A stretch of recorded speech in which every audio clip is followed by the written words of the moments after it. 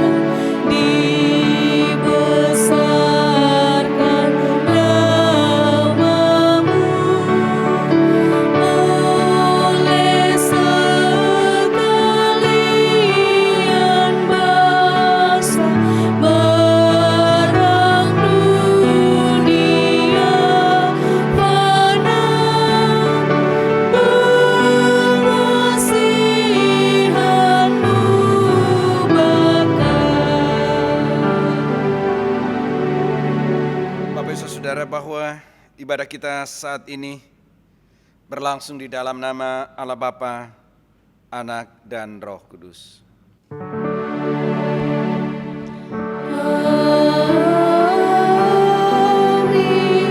amin, amin.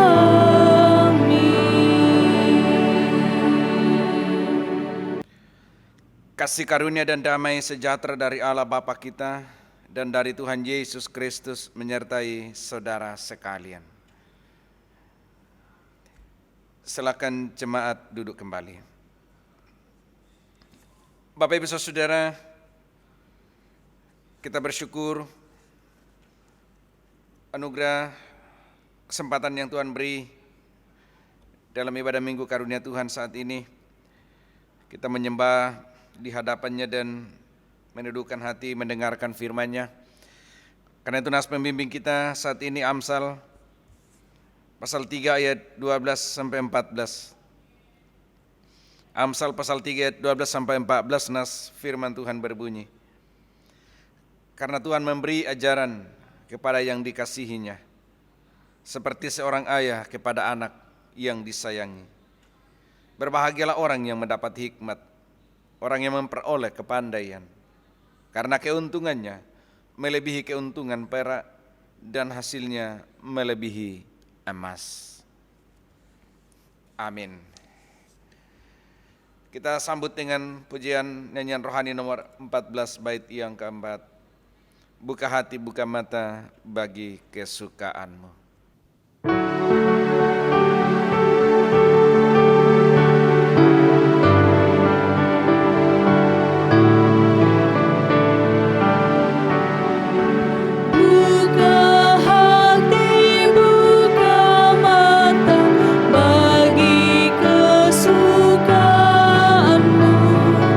Agar tangan, agar kata memuliakan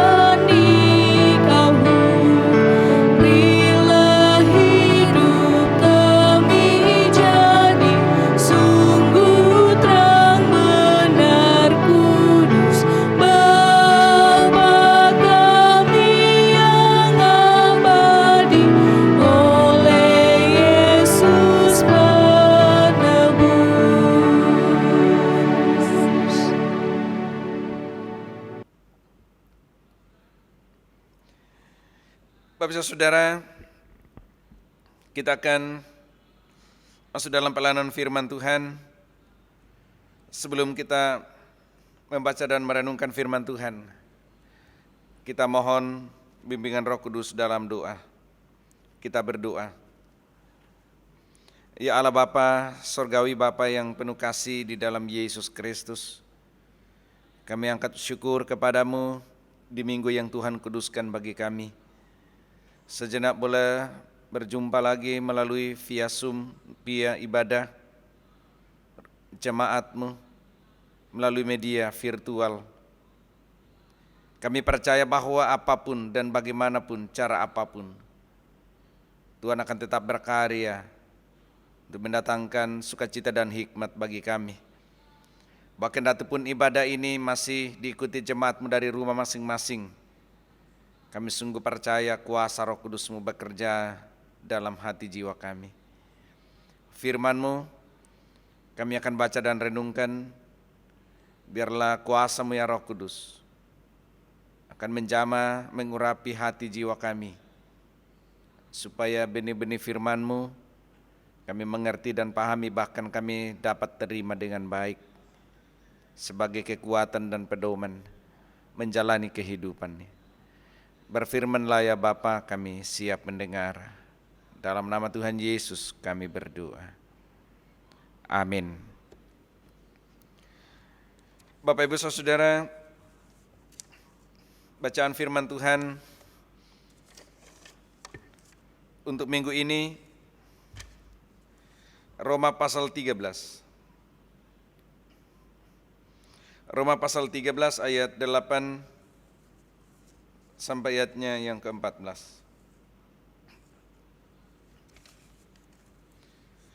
Roma 13 ayat 8 sampai ayat yang ke-14. Firman Tuhan berbunyi sebagai berikut. Janganlah kamu berhutang apa-apa kepada siapapun juga, tetapi hendaklah kamu saling mengasihi, sebab barang siapa mengasihi sesamanya manusia, ia sudah memenuhi hukum Taurat.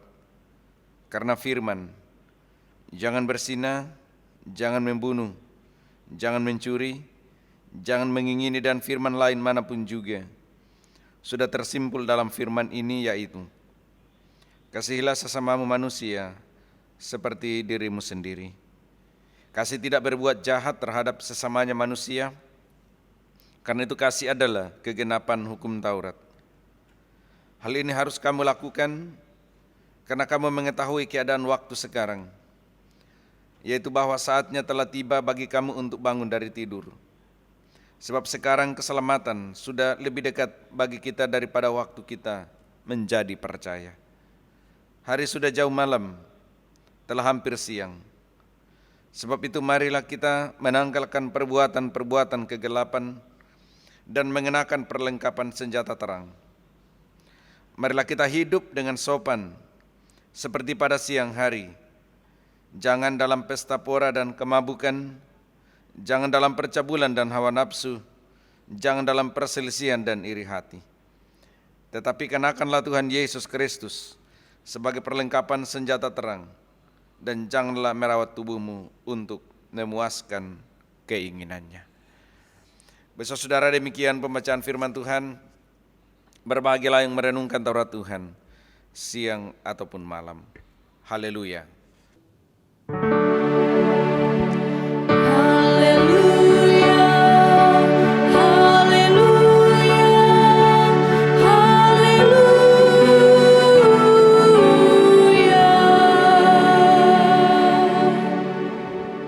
Kita akan merenungkan firman Tuhan, Bapak Ibu Saudara. Semoga damai, sejahtera, sukacita menjadi bagian kita hari ini. Hidup dalam kasih sebagaimana Allah mengasihi kita. Ini firman Tuhan yang hendak kita renungkan, kita gumuli di Minggu Karunia Tuhan, dalam rangka memberi pemahaman, bahkan memberikan nasihat sebagai orang percaya kepada Kristus dalam tindakan hidup sehari-hari yang mencerminkan kasih, sebagaimana Allah telah mengasihi kita. Bapak Saudara, perkop firman Tuhan minggu ini tidak asing, sebab seringkali menjadi bagian pembacaan hukum Tuhan dalam ibadah-ibadah minggu. Roma pasal 8 ayat 13 ayat 8 sampai ayat yang ke-14. Karena itu saya akan mencoba menjelaskan bagian-bagian dalam perikop ini, merekanya secara konkret agar menjadi pesan firman Tuhan bagi kita. Bapak Ibu jemaat yang dikasihi Tuhan, umumnya orang sebenarnya tidak akan bisa lepas dari namanya hutang. Atau dengan perkataan lain, siapapun orang tentu dalam hidupnya, sepanjang hidupnya memiliki hutang. Walaupun juga memang ada orang tidak senang berhutang. Ada orang yang suka berhutang. Nah, dalam perikop firman Tuhan minggu ini, nasihat Rasul Paulus diawali dengan ungkapan janganlah kamu berhutang apa-apa kepada siapapun juga. Ayat yang ke-8. Apa makna perkataan ini? Apakah kita tidak boleh meminjam sesuatu kepada orang lain? Apa kita tidak boleh berhutang kepada siapapun dalam bentuk apapun? Nah, karena itu mari kita perhatikan penjelasan yang mendekati atau yang terkandung dalam perkataan nasihat Paulus ini adalah hendak mau mengatakan bahwa kamu harus melunasi segala kewajibanmu terhadap semua orang. Memang bahwa ada satu kewajiban yang tidak mungkin kita bisa lunasi sampai habis. Dalam ayat yang ke-8 itu, janganlah kamu berhutang apa-apa kepada siapapun juga, tetapi hendaklah kamu saling mengasihi. Sebab barang siapa mengasihi sesamanya, ia sudah memenuhi hukum Taurat. Tafsirannya, terjemahannya bahwa kita harus melunasi semua kewajiban. Berhutang iya, kalau memang saatnya dan memang dituntut silakan. Tetapi yang dinasihati melalui firman ini adalah lunasi kewajibanmu, hutangmu kepada siapapun juga. Itu bagian dari kasih. Kendatipun bahwa ada satu kewajiban atau ada satu hutang yang tidak akan mungkin kita bisa lunasi sampai habis, yaitu hutang saling mengasihi. Ini yang menonjol di ayat ini. Bukan soal tidak boleh atau boleh berhutang. Kalaupun berhutang ya silakan dilunasi. Itu sederhananya begitu. Tetapi yang mau diungkapkan Paulus lebih jauh adalah bahwa hutang yang satu ini tidak akan bisa kita lunasi sampai seumur hidup sekalipun. Yaitu kewajiban kita untuk mengasihi. Mengasihi sesama. Mengapa? Sebab hutang kasih ini beda dengan hutang uang. Beda dengan hutang benda. Sebab setiap hari Tuhan memberi tanggung jawab, tugas bagi kita untuk mengasihi orang lain. Berarti setiap hari kita memiliki hutang kasih. Kalau hutang uang, hutang benda, ya sewaktu-waktu saja kita pinjam, kita bayar. Tetapi hutang kasih yang dimaksudkan Paulus ini adalah setiap hari, setiap pagi kita diperhadapkan dengan hutang. Oh, ingat hutangmu mengasihi sesama. Besok dan seterusnya. Itu yang dimaksudkan bahwa hutang ini tidak akan pernah tuntas untuk kita lunasi. Oleh karena setiap hari ada tanggung jawab yang baru untuk mengasihi orang lain. Jadi maksud Paulus adalah bahwa hendaklah kita saling mengasihi terus menerus. Jangan hari ini mengasihi, besok tidak lagi. Atau minggu ini mengasihi, atau bulan ini berhenti lagi bulan depan. Tidak. Kita berhutang untuk mengasihi terus menerus dari sehari ke sehari. Sepanjang hayat di kandung badan. Nah, karena itu saudara, dalam etika Kristen menuntut bahwa kita terus mengasihi orang lain siapapun. Kendati pun dalam budaya-budaya, bahkan dalam pemahaman-pemahaman orang lain, bahwa berhutang kasih itu ya hanya kepada mereka yang dekat. Tetapi bagi kita orang Kristen yang baru dari mengasihi ini adalah kepada siapapun. Allah menuntut kita, firman menuntut kita untuk saling mengasihi, terus-menerus mengasihi. Karena mengasihi itu merupakan kesempurnaan dari hukum Taurat. Kita mengasihi siapapun itu merupakan kesempurnaan dari hukum Taurat yang dijelaskan hal dalam perikop ini. Karena kasih adalah kegenapan hukum Taurat. Berarti kalau kita mengasihi orang lain, berarti kita sudah sempurna dalam hukum Taurat. Perhatikan saudara, kendati pun dalam konteks orang Yahudi, kalau kita baca misalnya Lukas pasal 10 ayat 25 sampai 37, perumpamaan tentang orang Samaria itu, orang Yahudi memahami bahwa sesamanya adalah sesama bangsanya, sesama agamanya. Karena itu Yesus mengasihi model begini, Yesus mengubah makna dari hukum Taurat itu dalam hal kasih. Kita mengasihi orang tanpa pandang bulu. Karena itu sesama yang dimaksudkan di sini bukanlah orang yang kita pilih. Sesama yang dimaksudkan firman ini bukan orang yang kita suka. Melainkan siapapun yang kebetulan kita jumpai, kita hadapi, bahkan musuh sekalipun. Mengasihi orang lain tidak begitu gampang, tidak begitu susah sebenarnya. Seandainya kita memilih.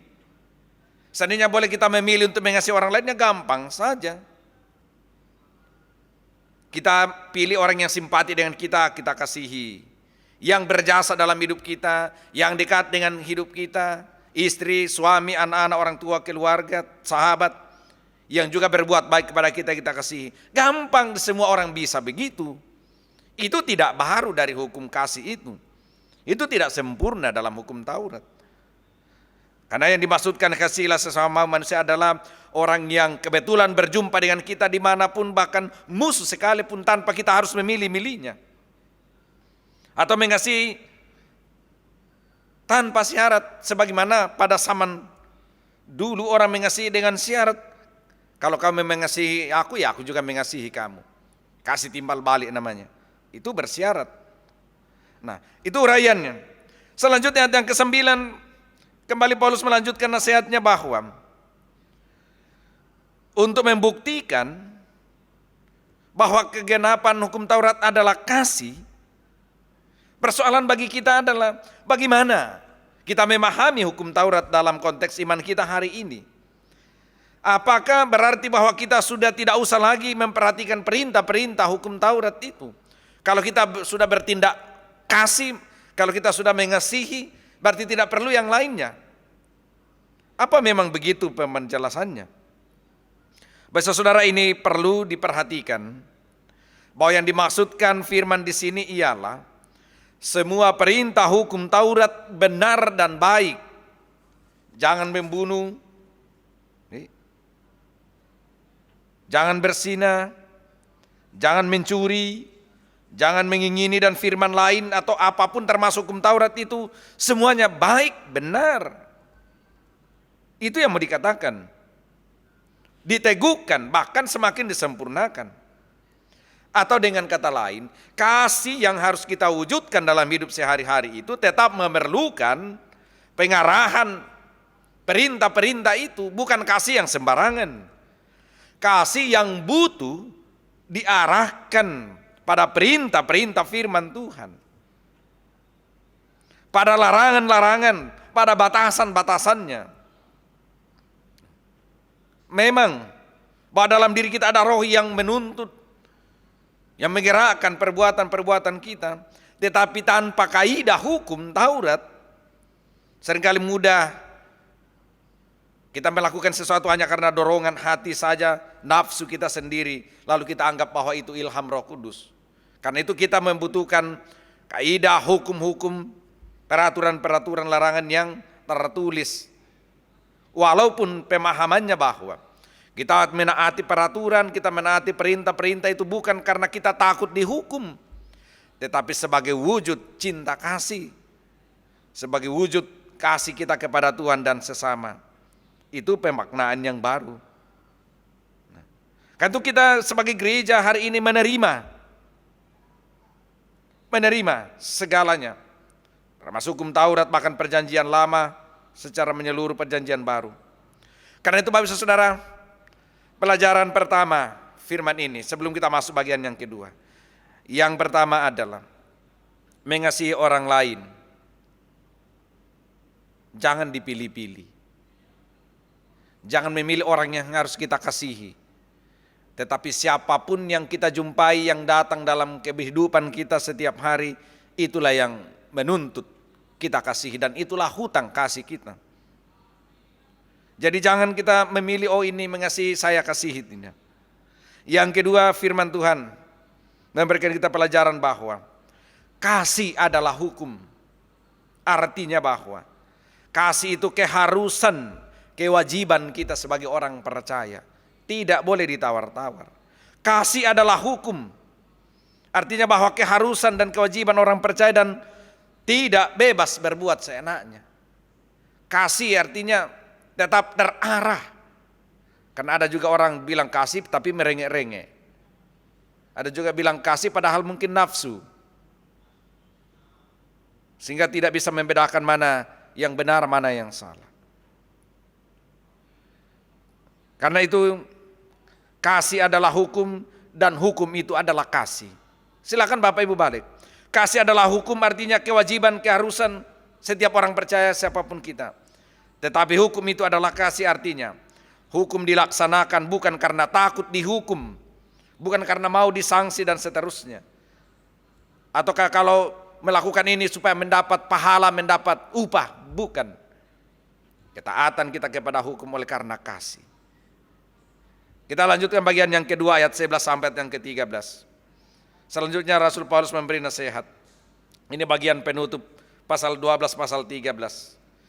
Ini terkait dengan kasih yang harus diberlakukan sebagai kegenapan hukum Taurat itu. Bagaimana orang Kristen dalam kehidupannya sehari-hari memperlakukan kasih, terutama karena keadaan, karena zaman, karena situasinya sudah sangat mendesak. Ini berbicara soal pemberlakuan kasih dalam waktu-waktu yang semakin mendesak itu. Artinya bagaimana kita memperlakukan kasih dalam kesempatan yang sangat terbatas itu. Karena itu Bapak Ibu perhatikan ayat 11, hal ini harus kamu lakukan yang tadi itu. Hal artinya hal mengasihi, ayat 11. Hal mengasihi dan hal patuh kepada hukum kasih, hukum Taurat. Hal ini harus kamu lakukan karena kamu mengetahui keadaan waktu sekarang, bahwa saatnya telah tiba bagaimana kamu harus bangun dari tidur dan seterusnya. Saudara, apa yang mau dikatakannya di sini? Paulus berbicara soal memperlakukan kasih atau berlakukan kasih, bertindak kasih, mengasihi dalam waktu-waktu yang sangat tertentu ini, yang terbatas ini, waktu kita sekarang ini. Kalau berbicara waktunya kan momennya bukan kronosnya, tapi kairos. Paulus memakai kata kairos, waktu sekarang, atau momen atau kesempatan yang khusus yang menentukan hal ini. Dan kalau tidak dilakukan itu akan fatal akibatnya. Artinya waktu yang menjelang kedatangan Kristus kembali. Jadi waktu sekarang ini yang dimaksudkan Paulus adalah masa antara kenaikan Yesus ke sorga dengan kedatangannya kembali. Ini yang dimaksudkan dengan mari kita melakukan kasih dalam zaman yang khusus ini. Kesempatan yang khusus ini menjelang kedatangannya kembali. Atau dengan kata lain, melakukan kasih berarti kita sudah bersiap menyambut kedatangan Kristus kembali. Kan itu kelakuan kita menjelang kedatangan Kristus sangat menentukan. Di masa ini, masa kenaikan Yesus ke surga dan kedatangan kembali menentukan bagi kita. Apakah masuk dalam perjamuan kawin anak domba Allah Injil Matius pasal 25 atau tidak? Karena itu Paulus memakai istilah atau kiasan, karena kami mengetahui sekarang itu bahwa saatnya kamu bangun dari tidur. Apa yang dimaksud dengan bangun dari tidur? Bapak saudara, kalau kita tidur, dalam tanda kutip, kita mengalami nasib yang seperti kelima gadis-gadis bodoh itu, yang menanti kedatangan tuannya atau mempelai laki-laki, dia tertidur. Tengah malam mempelai datang, lalu akhirnya dia sudah terlambat, pintu tertutup. Dia teriak-teriak di luar, Yesus bilang, aku tidak mengenal kamu. Karena itu kesempatan hari ini, saman anugerah kalau bahasa teologinya. Gunakan, jangan tidur. Bapak saudara, bagi kita ini pelajarannya. Yang ketiga, firman hari ini. Ancaman terbesar bagi kita adalah tidur. Artinya tidur di sini kiasan sikap iman yang mengendur, iman yang santai, iman yang loyo, iman yang cuek. Itu kiasan dari kata tidur. Karena itu ya muncul istilah-istilah ya keren sejak era 80-an sampai sekarang, namanya KKR, kebaktian kebangunan rohani. Karena memang banyak orang tidur, walaupun habis bangun tidur lagi, bangun lagi tidur lagi. Bukan itu yang dimaksudkan. Tapi ini kiasan bagaimana iman yang semakin mengendor oleh karena zaman, oleh karena keadaan, oleh karena lingkungan di mana kita ada. Karena itu sangat berbahaya bila ini tidak diperhatikan. Karena itu Paulus bilang, saatnya kita bangun, artinya harus semangat, jangan bersantai-santai. Tidur ini sangat berbahaya sebab keselamatan itu sudah sangat dekat. Jangan sampai kita senasib dengan gadis-gadis yang bodoh itu. Ingat Bapak saudara, kita hidup di masa anugerah. Artinya masa antara, atau kalau dalam cerita namanya epilognya. Masa yang masuk dalam antara ini artinya masa kesabaran Allah. Masa pertobatan. Bagi yang bertobat silakan, ada kesempatan. Jangan sia-siakan kesempatan yang ada. Karena waktunya semakin dekat, artinya kedatangan kembali Kristus semakin dekat. Karena itu bangun dari tidur. Semangat dalam iman. Berbagai tekanan pergumulan yang sedang kita hadapi, jangan membuat iman kita menjadi hancur dan loyo. Dalam renungan harian minggu yang lalu, jangan pergumulan yang menghancurkan iman kita. Seperti Ayub itu. Iman Ayub yang luar biasa justru mengalahkan dan menghancurkan pergumulan. Imannya tetap siap siaga menghadapi tekanan. Memang kita berhadapan dengan pergumulan hari ini, tetapi iman harus tetap kokoh. Iman tetap harus dilakukan. Nah, bagaimana caranya supaya kita tetap bersiap dan tidak tidur? Harus melanjutkan beberapa nasihat ayat 12 sampai ayat yang ke-14. Karena itu Paulus bilang, bangun dari tidur, jangan tidur terus, semangat. Yang kedua, jangan melakukan pola hidup malam hari. Ini juga kiasan. Malam ada kiasan dunia gelap. Malam adalah zaman kekuasaan dosa dan maut. Malam artinya kuasa kegelapan itu. Sedangkan siang adalah kiasan zaman yang akan datang, atau zaman baru di dalam kasih karunia Yesus Kristus. Karena itu jangan hidup seperti orang-orang malam.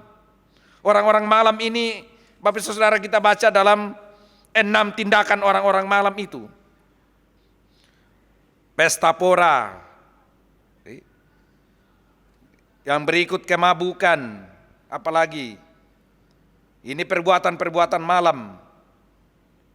Kemabukan, percabulan, hawa nafsu, perselisihan dan iri hati. Ada 6 yang paling besar, atau 6 ini yang paling menonjol dilakukan orang dalam tanda kutip tadi malam, artinya dalam suasana gelap. Ini memang diangkat istilah malam karena perbuatan-perbuatan dosa ini atau tindakan ini seringkali dilakukan orang pada waktu malam supaya tidak diketahui orang. Karena kalau diketahui membuat dia malu. Jadi seringkali memang dilakukan pada waktu malam. Mabuk-mabukan, pesta-pesta pora malam, sabul, selingkuh dan seterusnya. Itu memang pada prinsipnya dilakukan biasanya malam-malam hari. Karena itu tanggalkan semuanya. Tanggalkan perbuatan malam ini. Pesta pora, minum-minum ini berbahaya. Pesta menjadi awal terjadinya kemabukan. Ingat, Pesta pora artinya pesta yang berlebihan, di mana ada minuman, ada apa-apa semuanya. Pesta-pesta dan seterusnya, anak-anak muda biasanya. Setelah ada pesta pora maka dekat dengan kemabukan. Mabuk menjadi sumber dua perbuatan jahat, cabul dan pertengkaran. Mengapa mabuk ini menjadi sumber dua tindakan jahat ini? Kalau orang sudah mabuk, kesadarannya sudah tidak terkontrol, hingga dia melakukan persinahan, percabulan, siapapun dihantam. Bertengkar, berkelahi. Dua jenis kejahatan ini bersumber dari kemabukan. Lalu di bawahnya ada perselisihan, iri hati, hawa nafsu. Tanggalkan semuanya. Lalu yang terakhir jawabannya Paulus supaya semuanya adalah kenakanlah Kristus. Berjaga-jaga. Mengenakan Kristus berarti hidup berjaga-jaga. Kalau sudah menanggalkan kegelapan tadi, perbuatan-perbuatan malam, berjaga-jaga berarti mengenakan Kristus, artinya hidup dalam hubungan yang indah dengan Kristus. Hidup dalam nuansa kasih Kristus. Karena itu kita akan menghadapi dunia yang luar biasa ini tidak perlu takut. Kalau kita sudah mengenakan Kristus, kita akan diberikan kekuatan dan kemampuan. Karena itu Bapak Saudara, kenakan Kristus berarti kita sudah memiliki perlengkapan senjata terang. Perlengkapan senjata terang ini artinya bahwa keselamatan atau keadaan yang kita jalani sekarang ini ibaratnya kita sedang bertempur, artinya keselamatan itu harus kita jaga, kita pelihara. Iman ini harus kita perjuangkan terus menerus. Bertempur juga artinya kedatangan Kristus itu bukan berarti kita tunggu duduk-duduk saja sambil minum kopi, cerita ke mana-mana, tidak. Menanti kedatangan Kristus harus berperang dengan kuasa-kuasa kegelapan. Berperang dengan kuasa-kuasa roh jahat di udara, Efesus pasal 6 ini. Artinya jangan bersifat pasif, jangan menonton saja kalau ada kegiatan, ambil bagian di dalamnya. Saudara, ini uraian firman Tuhan. Karena itu kesimpulan paling utama cuma dua. Yang pertama, jangan tunda-tunda. Jika ada kesempatan di depan mata untuk mengasihi, lakukanlah. Karena itu adalah hutang kita kepada Tuhan dan kepada orang lain. Jangan menghindari untuk mengasihi siapapun yang betulan berjumpa dengan kita. Jangan menunda-nunda kebaikan kalau memang kita bisa melakukannya. Lakukan segera. Jangan ditunda-tunda. Karena itu adalah hutang kita. Dan itulah kegenapan hukum Taurat. Kemudian yang terakhir adalah siap sedialah, berjaga-jaga, menanti kedatangan Kristus. Tidak banyak waktunya lagi. Jangan sampai lelah tidur, terlelap, lalu akhirnya terlambat, pintu tertutup. Akhirnya kita akan masuk dalam jurang kegelapan. Tuhan Yesus memberkati, firman-Nya memberkati jemaat sekalian. Amin.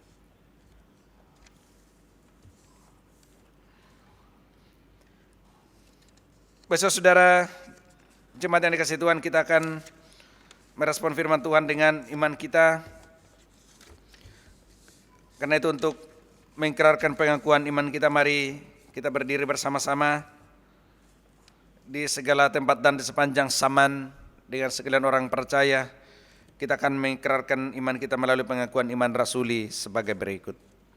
Aku percaya kepada Allah Bapa yang Maha Kuasa, Khalik langit dan bumi, dan kepada Yesus Kristus anaknya yang tunggal Tuhan kita, yang dikandung daripada Roh Kudus, lahir dari anak darah Maria, yang menderita di bawah pemerintahan Pontius Pilatus, disalibkan, mati dan dikuburkan, turun ke dalam kerajaan maut. Pada hari yang ketiga, bangkit pula dari antara orang mati, naik ke sorga, duduk di sebelah kanan Allah Bapa yang Maha Kuasa, dan akan datang dari sana untuk menghakimi orang yang hidup dan yang mati. Aku percaya kepada Roh Kudus, gereja yang kudus dan am, persekutuan orang kudus, pengampunan dosa, kebangkitan daging, dan hidup yang kekal. Amin. Jemaat silakan duduk kembali.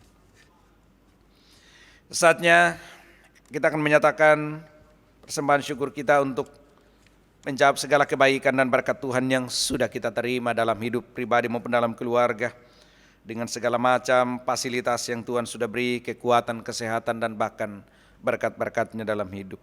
Kita kiranya memberi dengan sukacita sambil terus mengingat pelayanan-pelayanan firman Tuhan dalam hidup masing-masing. Yakin percaya berkatnya akan selalu ada dalam kehidupan jemaat sekalian. Sambil persembahan syukur kita nyatakan, kita angkat pujian nyanyian rohani 131. Pimpin aku Tuhan Hua dalam gurun dunia.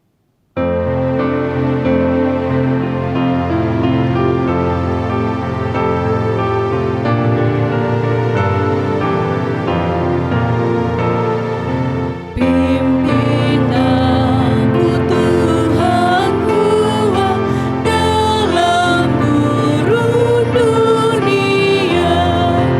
Engkau kuat dan setia, bimbing aku yang lemah. Roti sorga, jadilah makananku, jadilah makananku.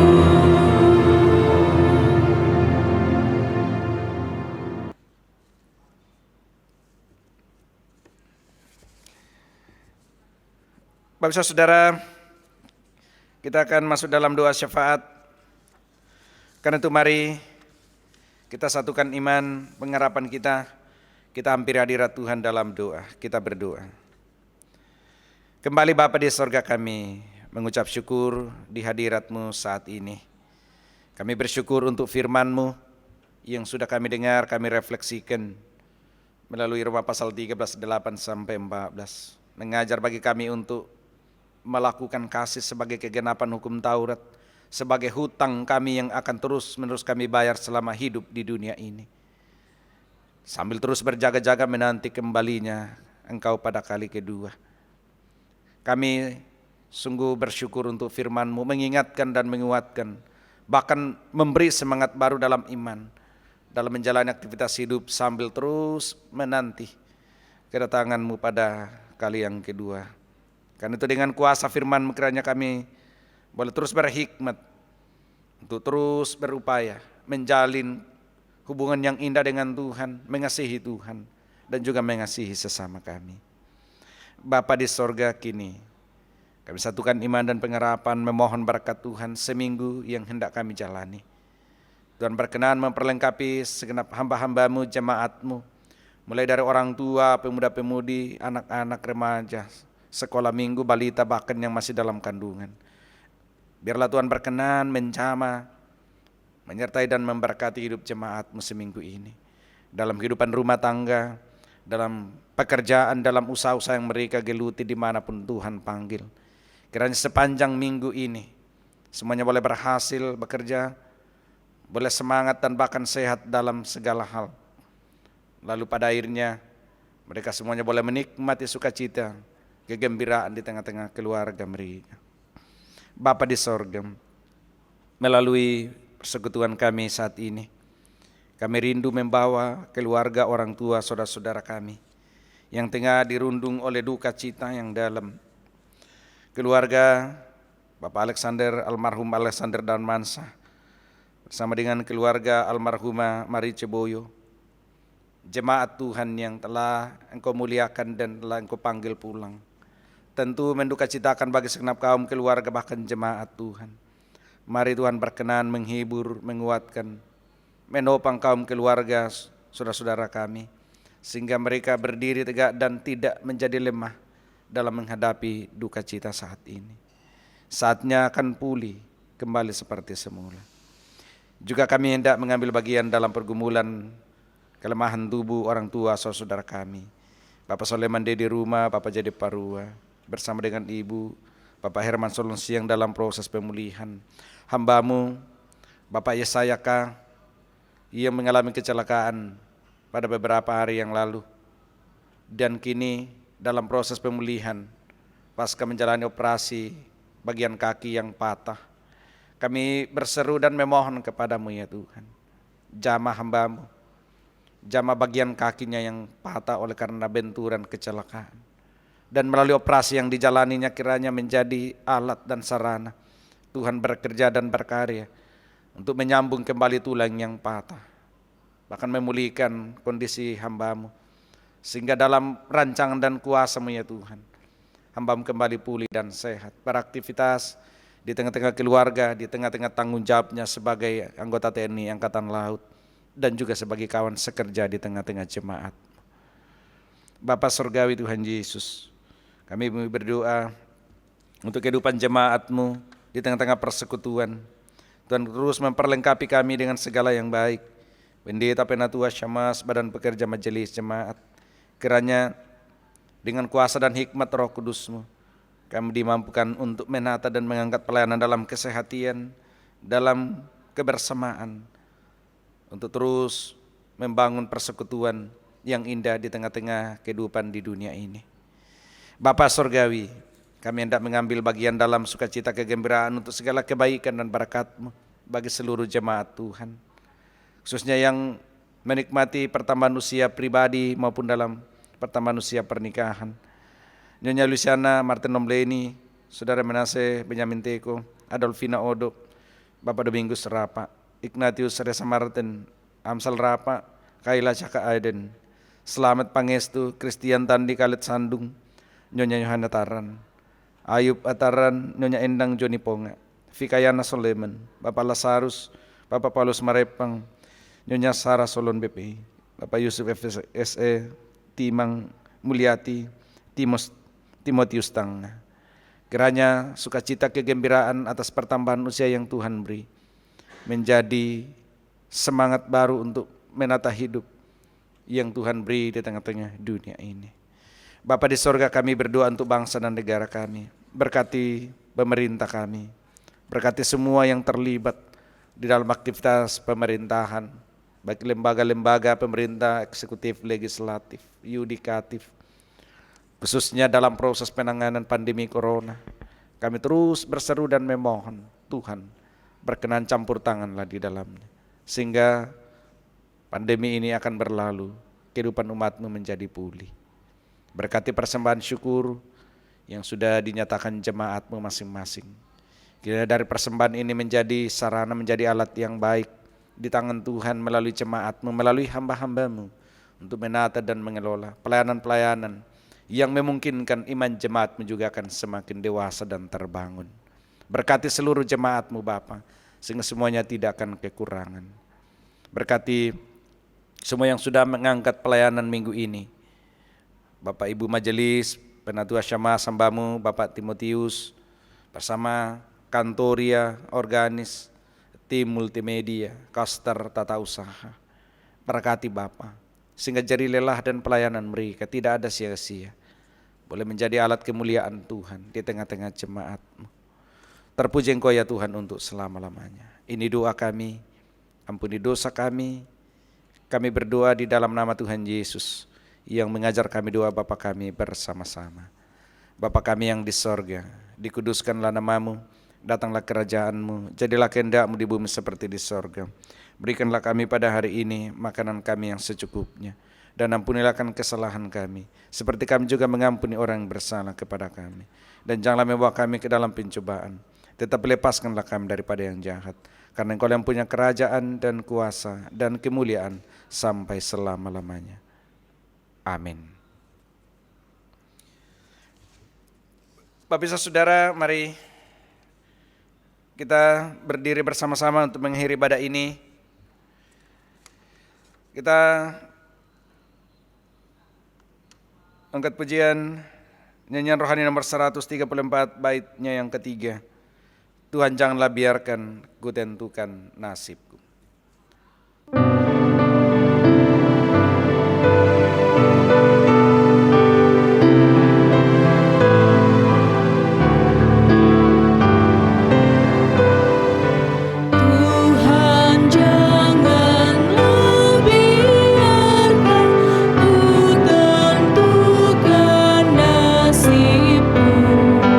Berilah hanya ku dengarkan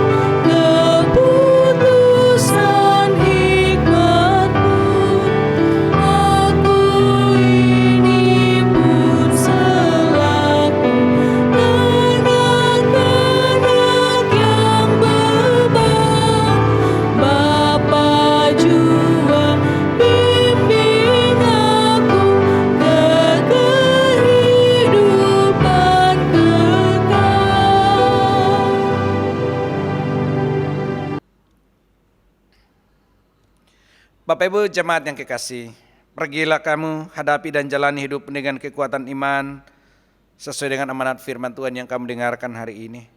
Jadi berkat bagi sesama dan dengan iman, terimalah berkat Tuhan. Kasih karunia dan damai sejahtera dari Allah Bapa di dalam Yesus Kristus, dalam persekutuan dengan Roh-Nya yang kudus, menyertai dan memberkati Bapak Ibu Saudara, melimpahkan segala berkat-Nya, sehingga oleh iman kamu terus berlimpah sukacita, pengharapan, sekarang sampai selama-lamanya. Amin.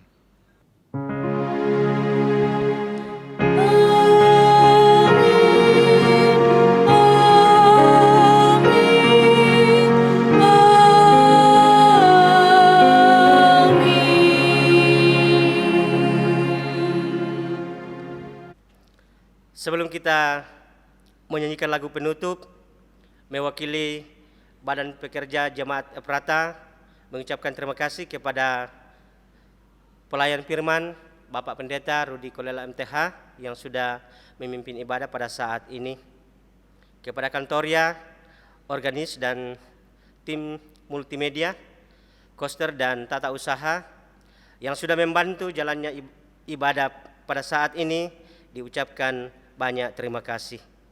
Juga kepada kita semua yang sudah mengambil bagian pada saat ini, diucapkan banyak terima kasih dan Tuhan Yesus memberkati. Sebagai lagu penutup, kita akan menyanyikan nyanyian rohani nomor 189 pada bait yang ketiga.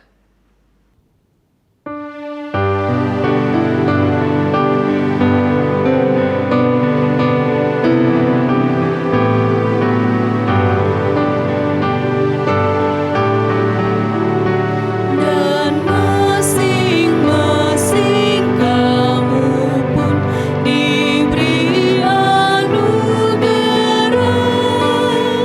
supaya kamu bertekun dan rajin bekerja. Hendaklah hatimu rendah, tahu Tuhan memesan jemaat menurut firman-Nya berkasih-kasihan. Jemaat disilakan duduk, ibadah kita telah selesai. Selamat hari Minggu, Tuhan Yesus memberkati.